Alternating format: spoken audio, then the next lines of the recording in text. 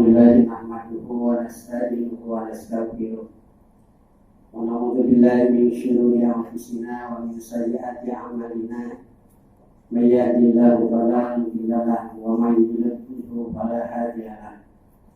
Asyhadu an la ilaha illallah wahdahu la syarika lahu wa asyhadu anna Muhammadan abduhu wa rasuluhu la nabiyya ba'da ila yaumil qiyamah. Allahumma shalli wa sallim wa barik wa karim wa azim ala sayyidina Muhammad bin Abdillah wa ala alihi wa sahbihi wa mawala. Amma ba'du fa ya ayyuhan nas usikum wa nafsi bi taqwallah faqad fazal taqwa. A'udzu billahi minasyaitonir rajim. Bismillahirrahmanirrahim.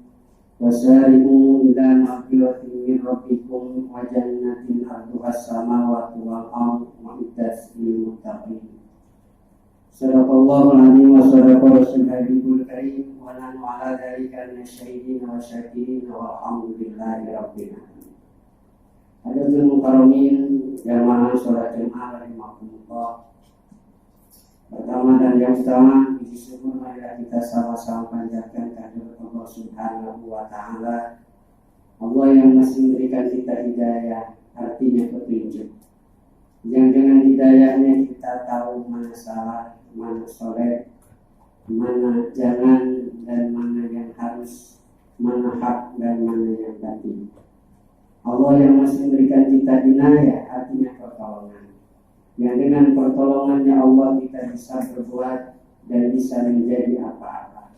Tanpa pertolongannya Allah kita tidak bisa menjadi apa-apa dan kita tidak bisa berbuat apa-apa. Allah yang masih memberikan kita taufik, artinya bitaqatu ta'ah, mampunya kita melaksanakan pengabdian kepada Allah, beribadah kepada Allah. Kita bisa sholat, kita bisa bersedekah, kita bisa berikhtiar mencari nafkah, kita bisa membaca Al-Quran, kita bisa meninggalkan yang salah, melakukan amal yang saleh. Itu semata-mata taufik dari Allah Subhanahu wa Ta'ala. Hidayah, inayah dan taufik ini dari Allah, oleh Allah, dan Allah berikan kepada kita semua. Maka seyogyanya kita menyampaikan rasa syukur sedalam-dalamnya kepada Allah atas ini semua. Karena kita tanpa hidayah dan taufik Allah, maka kita tidak bermakna. Kita akan menjadi hamba-hamba Allah yang jauh daripada Allah, jauh daripada rahmatnya, jauh dari keselamatan dunia, apalagi kebahagiaan akhirat. Hadirin kaum muslimin rahimakumullah, rahmatan salam. Mudah-mudahan senantiasa terlimpah atas junjungan alam habibana wa nabiyana Muhammad sallallahu alaihi wasallam, juga para keluarganya, segenap para sahabat, seluruh umatnya hingga hari kiamat. Mudah-mudahan senantiasa ada dalam limpahan rahmah inayah maghfirah yang disertai keberkahan Allah. Amin ya Allah ya rabbal alamin. Hadirin kaum muslimin rahimakumullah, di atas mimbar yang mulia ini hati akan senantiasa mengajak, marilah kita senantiasa meningkatkan nilai-nilai keimanan dan ketakwaan kita semua. Takwa dalam artian intisal awamirillah wa jami'ah menawahi, melakukan apa yang menjadi perintah Allah walaupun sulit, mudah dan susah untuk dikerjakan, dan meninggalkan sekemampuan dan semaksimal mungkin apa yang dilarang oleh Allah walaupun amat sangat kita dambakan.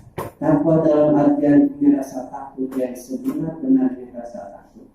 Marilah kita tingkatkan nilai ketakwaan ini, baik dalam kesendirian maupun dalam kebersamaan, baik di dalam suka maupun di dalam duka. Tingkatkan nilai-nilai ketakwaan kita dan yang ada di dalam dada kita selagi kita masih diberikan nafas oleh Allah dan kehidupan oleh Allah.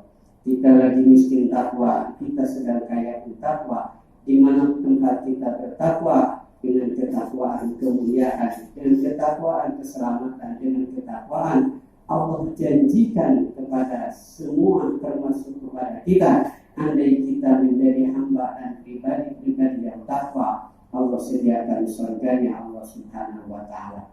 Ini sesuai dengan firman Allah, A'udzu billahi minasyaitonir rajim. Bismillahirrahmanirrahim. Wasari'u ila maghfiratin min rabbikum wa jannatin 'arduhas samawati wal ardh wa'iddat lil muttaqin. Dan bersegeralah kalian untuk mencari ampunan Allah, cari rahmat Allah, cari maghfirah Allah dengan apapun yang kita bisa lakukan, dan cari surganya Allah yang luasnya surga seluas bumi dan langit, yang Allah peruntukkan untuk pribadi-pribadi dan hamba-hamba Allah yang takwa kepada Allah, yang punya rasa takut kepada Allah Subhanahu wa taala. Jadi takwa adalah merupakan satu titel, satu pekerjaan yang mulia yang Allah amat sangat apresiasi. Bahkan surga yang mahal pun Allah sediakan dan Allah peruntukkan untuk pribadi-pribadi yang takwa kepadanya, yaitu kepada Allah Subhanahu wa taala. Karena mustahil tanpa ketakwaan kita akan mendapat rahmatnya. Mustahil tanpa ketakwaan kita akan mendapat keridhaannya. Mustahil tanpa ketakwaan kita akan selamat kelak di akhirat. Hadirin kaum muslimin rahimahullah, ini ekuivalen sama persis dengan apa yang Allah maksudkan. Allah mewajibkan puasa terhadap kita semua, la'allakum tattaqun, akan menjadi pribadi-pribadi yang takwa. Mau disadari atau tidak, paham atau enggak, selama 1 bulan Ramadan kita dididik, ditakdir oleh Allah Subhanahu wa taala. Bulan Ramadan merupakan kawah candra di muka penghujung mental spiritual kita. Betapa tidak kita dilatih bagaimana kita harus pegang rasa dengan sesama.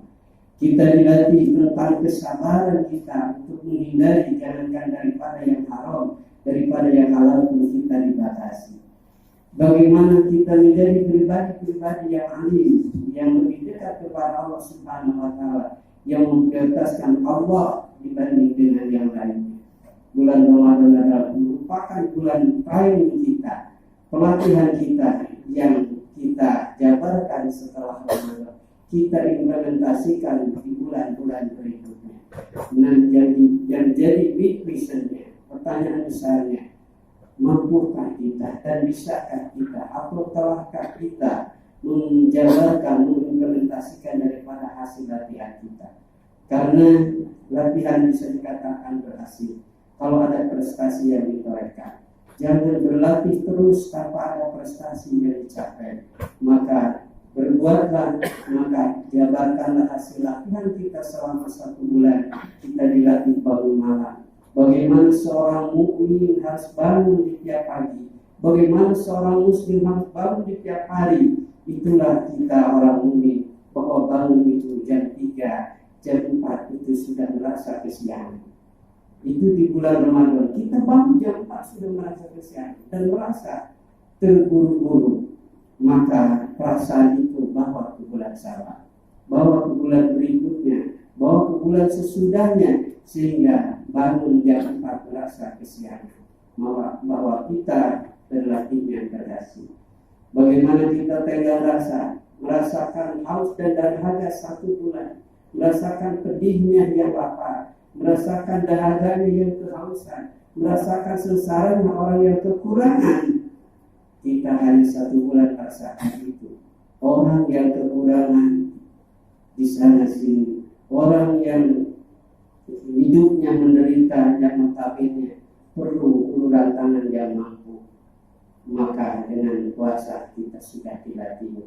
Adakah kita kepedulian kepada orang-orang yang kurang mampu?